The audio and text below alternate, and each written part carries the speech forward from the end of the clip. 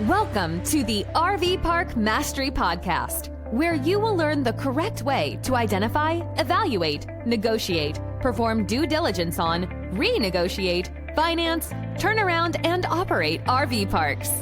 And now, here is your host, the fifth largest owner of RV and mobile home parks in the U.S., Frank Rolfe.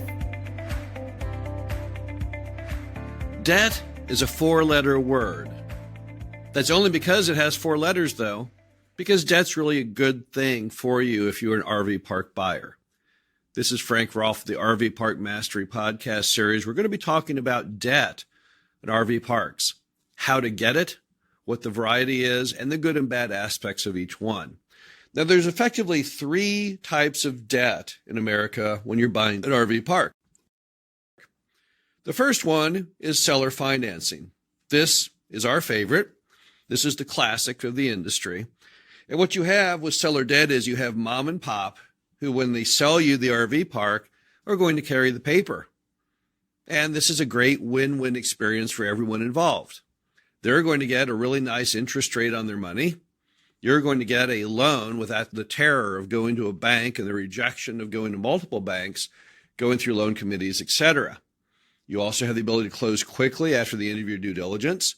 And it always gives you great peace of mind when mom and pop are carrying the paper, because if the RV park was not a good deal, why would they carry the paper? It'd be suicidal. You'd be right back after them in the first month saying, wait, I'm not meeting any of your projections. You lied to me. You committed fraud. So seller financing is, in fact, everyone's favorite form of financing. So how do you get that? How do you get seller financing? Well, here is the short form for getting seller financing. It's all about the seller and their own selfish interests, which fuel them to do seller debt. So what am I talking about? Well, let's just look at this factually. If I buy an RV park from mom and pop, and I give them a suitcase full of money, and they run down to A.G. Edwards and say, hey, A.G. Edwards, I've got a suitcase full of money, and I want to invest it. So how does that work? Well, they will say to them, okay, are you a conservative investor or not? And they'll say, I'm very, very conservative. I am afraid of my own shadow. I don't want to lose a single penny. So the stockbroker will say, well, in that case, all I can put you in are treasuries and CDs, and those pay about 1.5% interest, right? Now, at the same time, with the seller finance note, they'll get about 5% interest, which is anywhere from 3 to 5 times more than they will get at A.G. Edwards.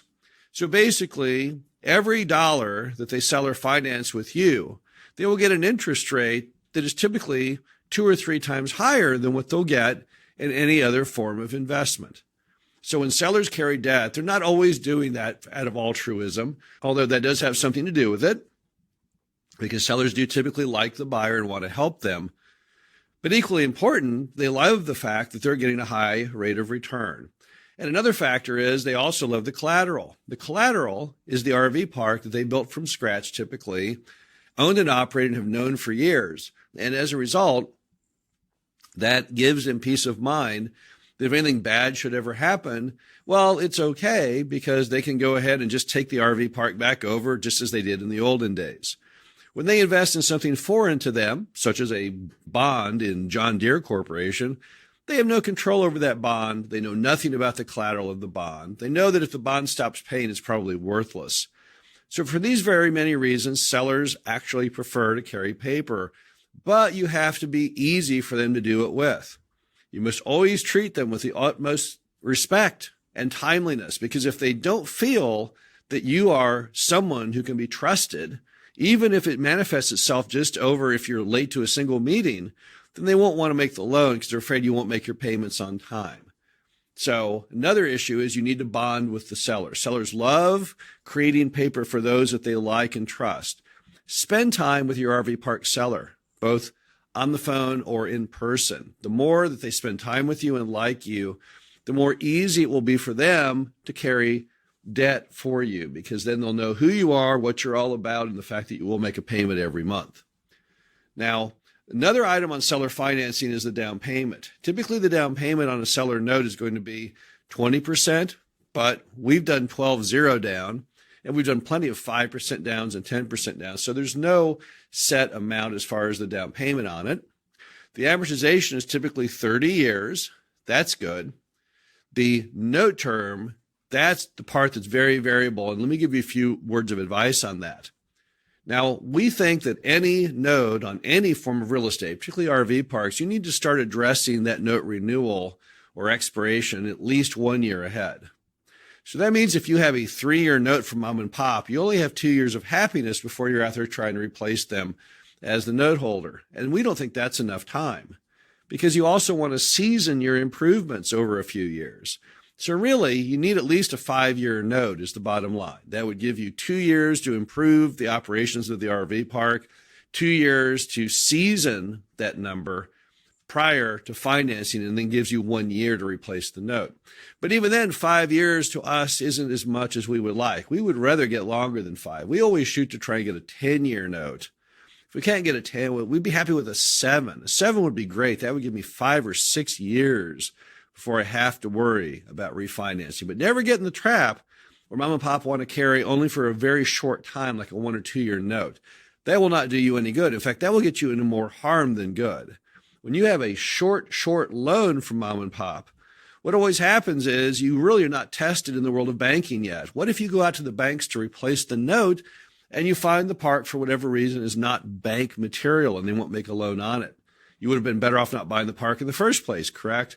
So a seller note to be a worthy note has to be long-term orientation.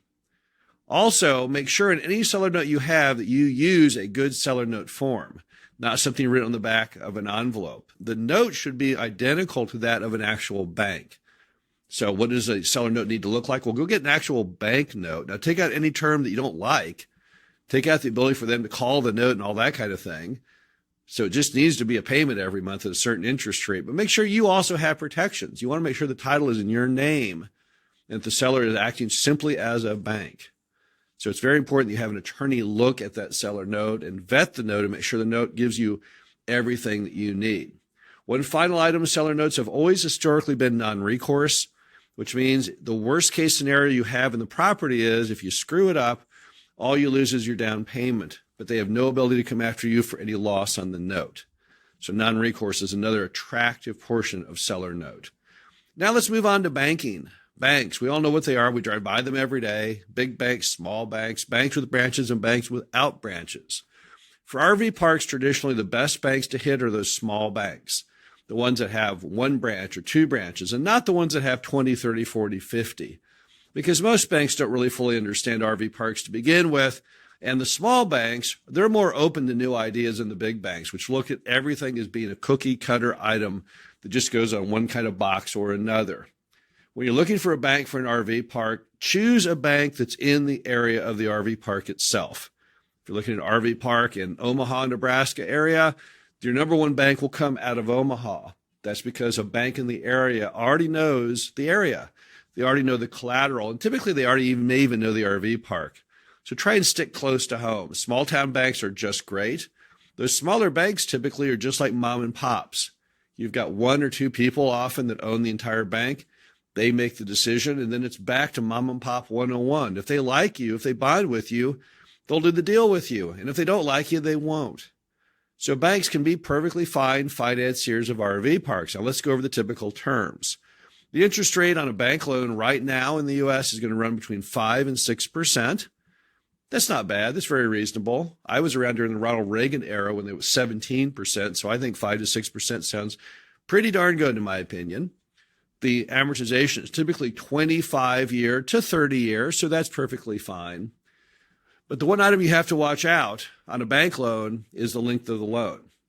Because unlike mom and pop who can set it anything they want, bankers have their own regulations and internal guidelines. Seek out loans that are longer term in nature. Try and find bank loans that go out 10 years if you can. And if you can't get to 10, sometimes with banks you have to settle for 5. But once again, don't do 1 or 2 year terms. That won't do you any good. You'll be living in ultimate terror at all times, having to find a new loan almost as soon as you sign up the old one. Also, banks typically have recourse, which means if you default on the loan and there's a loss in selling the loan off, they can come after you personally for the amount of the loss. So if you say, well, I don't want to do recourse debt, well, You still have the option with regular small bank debt to often do non-recourse, but it will change the amount you put down. Almost every bank will do non-recourse if you put 50% down. Some will do it if you put 40% down. A few might do it if you put down 30%. But talk to the bank if you hate the idea of recourse and just see what you can get done. And you may find there is an option out there that meets what you want. The final way to finance an RV park is called conduit debt, also known as CMBS or commercial mortgage-backed security debt. So what is conduit debt? Well, it's basically a bank loan that gets compiled into a big pile of loans. Then these are sold on Wall Street through a process called securitization. Nothing wrong with them, although you're saying, wait a minute, the 2007 Great Recession, wasn't that triggered by the collapse of single-family CMBS debt? And the answer is yes, it was.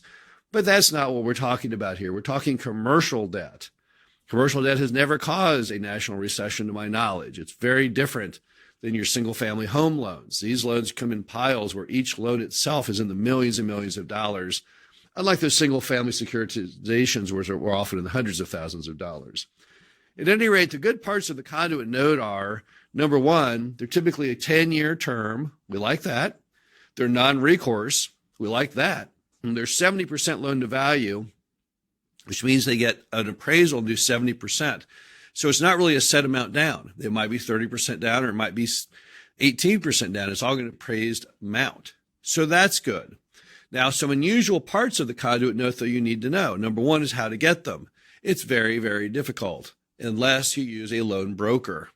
If you use a loan broker, of which we like MJ Bukovich at Bellwether, we also like Security Mortgage Group. If you use a loan broker, they do all the work for you. They go out, they obtain the loan, they come to you and say, I found a loan, these are the terms, or sometimes here are the terms on 3 different lenders. This is the one I would recommend. It makes your life so easy and more stress-free. So that's one important item. Another one is when you do a conduit loan, you cannot prepay that loan. If you have a 10-year note, you are not going to be able to afford to prepay that until you get near the end.